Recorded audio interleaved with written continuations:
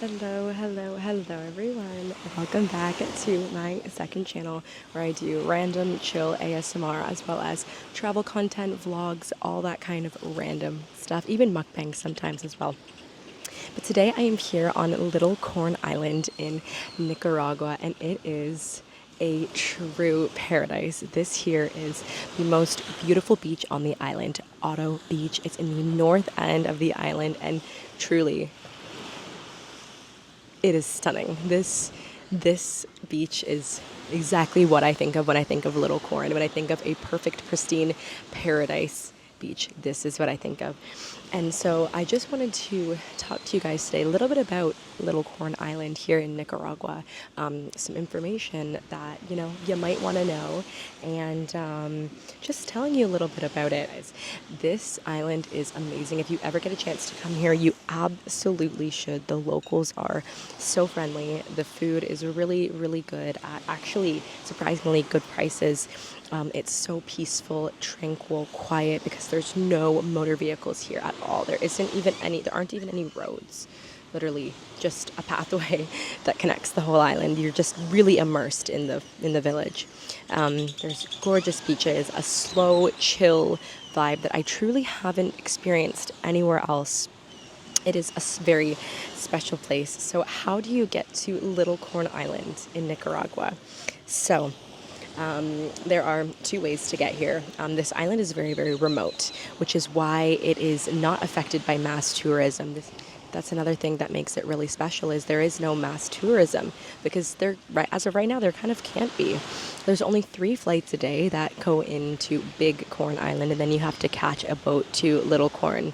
Only 3 flights a day that carry 12 passengers each. So at a maximum, only 36 people can fly to the island every day.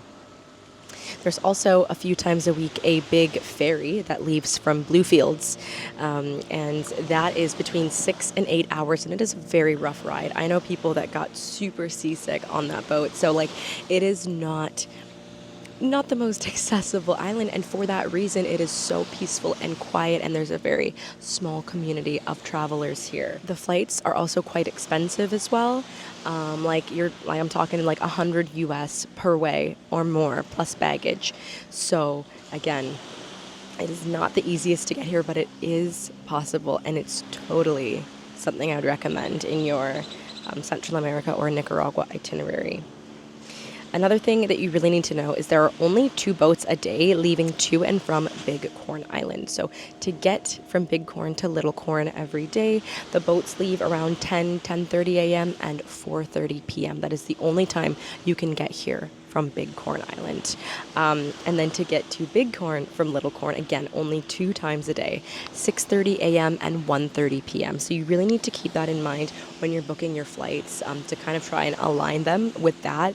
Again, 2 boats per day to and from Big and Little Corn. So it is, again, another reason why it's not the most touristy is because it's just doesn't have the infrastructure for it. So it's a very special place, and I want to tell you about it because I think more people should come here because it's so beautiful, and I don't want it to get affected by mass tourism, but I don't think it could because it is so remote.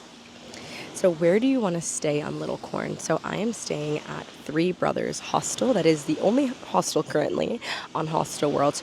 There are a few others around the island. I'm sure you could find some on booking.com.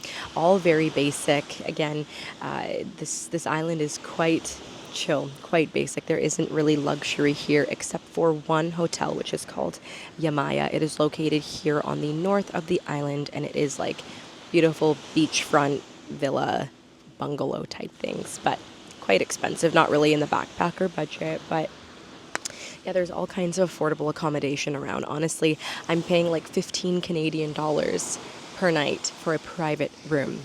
That is amazing, seriously amazing. So yeah, I would really recommend Three Brothers Hostel, but then there are a few other good accommodations on the island that you could also check out. So what do you do on Little Corn? So the biggest thing to do here, a big reason why a lot of people come here, is for scuba diving. So there's a couple dive shops. You can do some really great dives. Like you can actually see hammerhead sharks here, nurse sharks, stingrays, all kinds of cool stuff. So that's a big reason why a lot of people come here. You can also do snorkeling. So I did snorkeling the other day and I saw nurse sharks, fishies, little baby stingray. It was quite enjoyable, but to take that further, something I would really recommend doing, and I did this through Three Brothers Hostel, is a snorkeling and fishing and then beach party cookout trip. So you start the morning off by snorkeling in 3 locations. Oh, you can also see sea turtles as well. I didn't, but you can. And then you spend a little while fishing. You catch butterfish and yellowtail snapper. Then you come to this beautiful beach here and you cook it up. So they cook up some lunch for you on the beach. They make their famous food, which is rundown, which is a soup made of plantain, coconut milk broth, fresh fish and other seafood, potatoes, spices, all this really good stuff. And they make that for you on the beach. And you get to just hang out and swim, and it is amazing. So that is something I would really recommend doing here on Little Corn. There's also apparently a lighthouse lookout point. I never actually made it there, but apparently it's nice. There's also a baseball stadium. Apparently they have games every Sunday. Sadly, I didn't get to be here on a Sunday, so I won't get to go, but that's something really nice to do. The main place at night is called Tranquilo. It is the main kind of bar. Everyone kind of goes there. They have different themed nights every night, so there's, that's kind of where like everyone on the island gathers in the evening. It's really good vibes. Another thing you could do is have a beautiful beach day. So the beaches on Little Corn, really the best one here is Otto Beach, again, at the north of the island.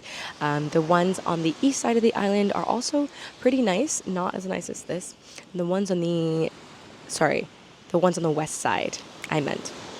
Because the ones on the east side are not so nice. They would be nice, but they do get a lot of seaweed over there. So especially when it's windy or if it's been storming, there is a lot of seaweed washed up on the beach. So yeah, you really would probably want to come to either the west or north beaches. So there's not a ton to do here on Little Corn, but it is the perfect place to just unwind, chill, and vibe. It is an amazing place. I love it here. So there's a few notable places to eat here on Little Corn. So I've had a few meals at Gloria's. A lot of the restaurants are just like locals' houses, and they just have seating out front. So that was really good. Melissa's is apparently also amazing. I'm going to go there tonight.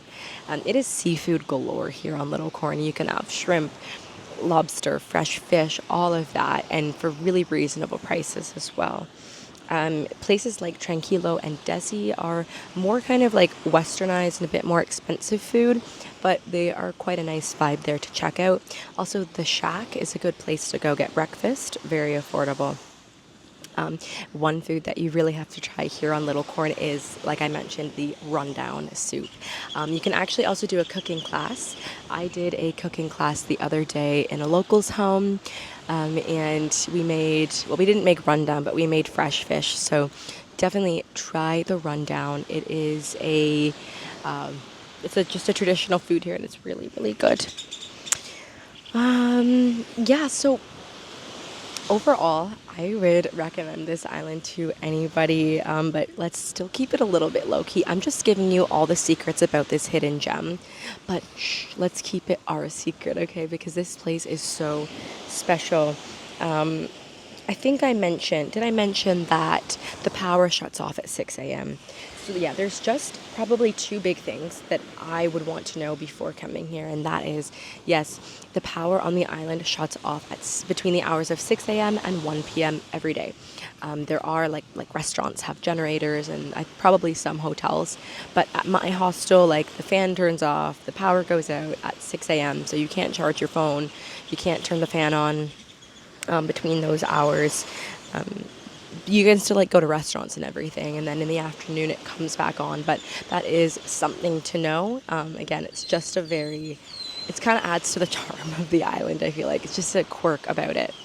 And then the other thing that I would know is, like I said, the boats going to and from Big and Little Corn are very scarce. So you really need to make sure that you are kind of aligning your travel day with those times, because there are only 2 per day. And then other than that, I really think that is mainly it. This place is great. I think, you should try and include it in your backpacking itinerary because it can be very affordable. Like the accommodations are very affordable, and so is the food for what you get. And then you get to be on this beautiful paradise island. Oh my gosh, look at that. So my lovelies, I wanted to thank you so much for watching this video. You can comment down below any questions and I would be happy to answer for you. And with all of that said, I'll see you next time. Bye.